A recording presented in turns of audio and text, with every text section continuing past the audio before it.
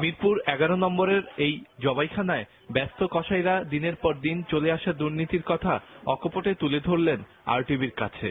বললেন, নিয়মনীতির তোয়াক্কা ছাড়াই জবাইখানাটি ইজারা দেয়া হয়েছিল 6 বছর আগে, আর গোড়াতেই গলদ থাকায় এখনো নিজের ইচ্ছে মতো জবাইখানাটি চালাচ্ছেন ইজারাদার।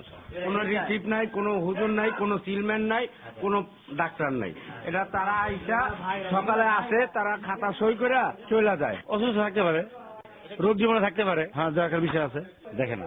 আমরা সবাই মিলে প্রত্যেক দিন 3000 টাকা দিয়ে এটা পরিষ্কার করেতেছি। 2 সপ্তাহ 3 সপ্তাহ পর পর ময়লা ফেলায়, মানে নিজের টাকা দিয়ে ফেলায়। আয় না, আসে না। ওদেরকে বলতে গেলে ওরা কইতেছে আমাদের কাজ আছে, আমরা অন্য জায়গায় বিজিতে আছি। ডাক্তারি পরীক্ষা নিরীক্ষা ও ধর্মীয় রীতি ছাড়া জবাই হওয়া এসব গরুর মাংস চলে যাচ্ছে রাজধানীর বড় বড় শপিং মলগুলোতে, যেগুলোতে থাকছে না সিটি কর্পোরেশনের অনুমোদিত সিল। শপিং মলের নেমটা স্বপ্ন।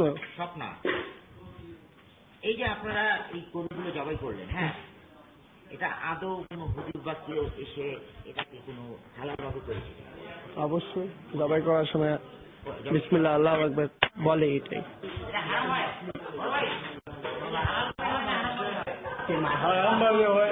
এটা অর্ডারই মাল, ওনাদের বাইং আসছে, তো ওনাদের কোয়ালিটি আসছে। উত্তর সিটি কর্পোরেশনের 5টি আঞ্চলিক শাখার মধ্যে আঞ্চলিক উত্তর 2 শাখার আওতায় ইজারা দেওয়া আছে মিরপুর 11 নম্বর বুদ্ধিজীবী কবরস্থান লাগোয়া জবাইখানা 2টি। বাকি 3টির প্রতিটিতে জবাইকারী পরিদর্শক সহ কর্মকর্তা কর্মচারী নিয়োগ আছে কেবল কাগজে কলমে। নিয়ম নীতির তোয়াক্কা না করে মিরপুরের ইজারাদার গুলশান বনানী বাজার ছাড়াও অন্য শাখার আওতাধীন বাজার থেকেও পশু জবাইয়ের টাকা তুলে নেন। সরকারি লোকের দরকার, সরকারি লোক আর সিল দিয়ে যাইব। মসজিদের হুজুর আমার কোনো জরুরি দরকার পড়ে, তাহলে মসজিদের হুজুর দিয়ে যাব করে এখানে বাজারের ভিতরে জবাই দেয়। লোক আছে, মহিলা আছে, বাজার পরিষ্কার করার জন্য মহিলা প্রতিদিন আসে, সাপ্তাহিক না আসে, 3000 না 20,000 টাকা নেয় না, কোনো স্লিপ নেই। বিশাল এলাকা নিয়ে গাবতলীতে ডিজিটাল পদ্ধতিতে শিগগিরই কসাইখানা নির্মাণের কাজ শুরুর কথা জানালেন প্রধান স্বাস্থ্য কর্মকর্তা। আমি তো আছে সম্প্রতি জয়েন করেছি। পশুটা ভালো না খারাপ এটা অবশ্যই দেখার বিষয় আছে, জনস্বার্থের সঙ্গে জড়িত এটা।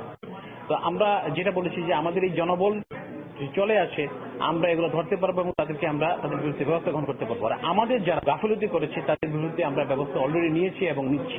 ইজারা দেওয়ার ক্ষেত্রে সিটি কর্পোরেশনের তথ্যই প্রমাণ করে কর্মকর্তাদের কাজের ধরন। এ নিয়ে প্রধান সম্পত্তি কর্মকর্তা জানালেন, ঢাকা শহরে পশু জবাইয়ের জন্য যে চাহিদা রয়েছে, পশুর মাংসের যে চাহিদা রয়েছে, সে অনুযায়ী পশু জবাইয়ের যে সুযোগ সুবিধা অবকাঠামো থাকা দরকার, সেটি ঢাকা সিটি কর্পোরেশনে এখনো গড়ে ওঠেনি। সময়ের সীমাবদ্ধতার জন্য আমরা এই বছর মোহাম্মদ এবং গুলশানে একসাথে ইজারা দিয়েছি। আমাদের কাছে এরকম অভিযোগ আসেনি। যদি এরকম হয়ে থাকে আমরা অবশ্যই পরীক্ষা করে দেখবো এবং ইনকোয়ারি করে দেখবো যে কে এটা টাকা তুলে। আসার কথা হলো, অভিযোগ তদন্তে কমিটি গঠন করে সব দুর্নীতি কঠোরভাবে বন্ধের আশ্বাস দিলেন উত্তর সিটি কর্পোরেশনের প্রশাসক।